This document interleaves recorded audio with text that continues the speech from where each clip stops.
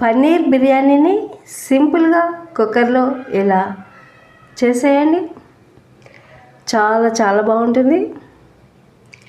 దీన్ని తయారు చేసుకోవడం కూడా చాలా సులభం. తయారీ విధానం ఎలాగో చూసేయండి. దీనికోసం ముందుగా ఒక బౌల్లోకి బాగా వాష్ చేసుకున్న పుదీనా ఆకుల్ని గుప్పుడు వేసుకుని, 1 ఇంచు అల్లం, 10 వలిచిన వెల్లుల్లి రెబ్బలు, 1 గరిటెడు పెరుగు వేసి ఫైన్గా మిక్సీలో మెత్తగా పేస్ట్ చేసుకుని సైడ్కి పెట్టుకోవాలి. స్టవ్ ఆన్ చేసి పాన్ పెట్టి కొద్దిగా బటర్ వేసి, బటర్ కరిగిన తర్వాత 200 గ్రాముల పన్నీర్ని చిన్న ముక్కలుగా కట్ చేసుకుని కొంచెం కలర్ వచ్చినంత వరకు వేయించుకోవాలి. పన్నీర్ని మరీ ఎక్కువగా రోస్ట్ చేయకూడదండి. అలా చేసినట్లయితే బిర్యానీలో ఉడికినప్పటికీ కూడా చాలా హార్డ్గా తయారవుతాయి. జస్ట్ కొంచెం ఫ్రై అయితే సరిపోతుంది. ఈ విధంగా వేగిన పన్నీర్ ముక్కల్ని ఒక బౌల్లోకి తీసుకుని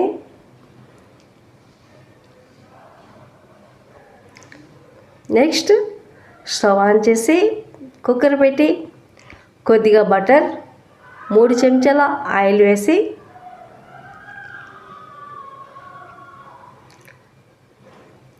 3 యాలకులు, 2 లవంగాలు, పువ్వు, దాల్చిన చెక్క, షాజీరా, బిర్యానీ ఆకు, హోల్ గరం మసాలా దినుసులు వేసి ఒకసారి వేయించుకోవాలి.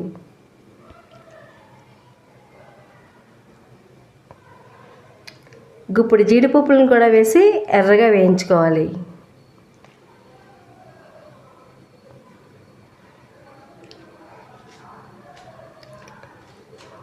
ఇలా జీడిపప్పులు కూడా బాగా వేగిన తర్వాత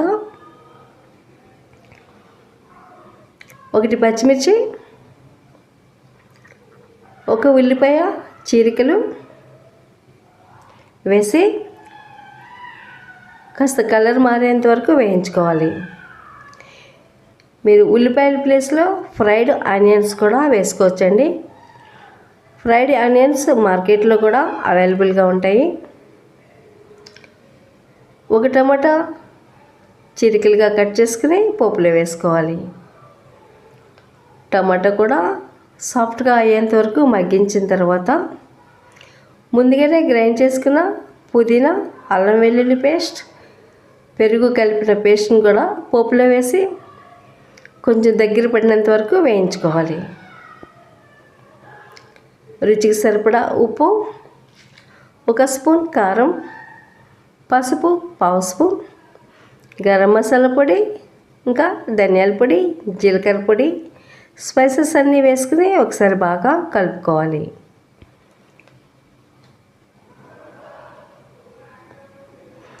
రెండు గ్లాసుల బియ్యాన్ని ముందుగానే వాష్ చేసుకుని వాటర్ లేకుండా పోపులో వేసి 1 నిమిషం వరకు వేయించుకోవాలి. బియ్యాన్ని ఇలా వేయించడం వల్ల బిర్యానీ పొడి పొడిగా వస్తుంది. 2 గ్లాసుల బియ్యానికి 4 గ్లాసుల వాటర్ వేస్తున్నానండి.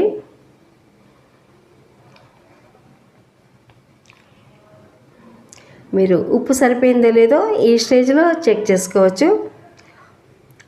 ముందుగానే వేయించి పెట్టుకున్న పన్నీర్ ముక్కలను కూడా యాడ్ చేసుకుని మరొకసారి బాగా కలుపుకున్న తర్వాత మూత పెట్టి మీడియం ఫ్లేమ్లో 2 విజిల్స్ వచ్చినంత వరకు వేయించుకోవాలి. కొద్దిగా కస్తూరి మెత్తిని కూడా ఫ్రెష్ చేసుకుని వేసుకుంటే బిర్యానీ చాలా బాగుంటుంది.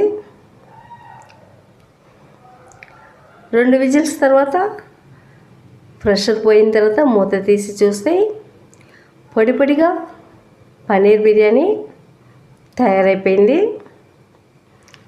దీన్ని చాలా సింపుల్గా తయారు చేసుకోవచ్చండి.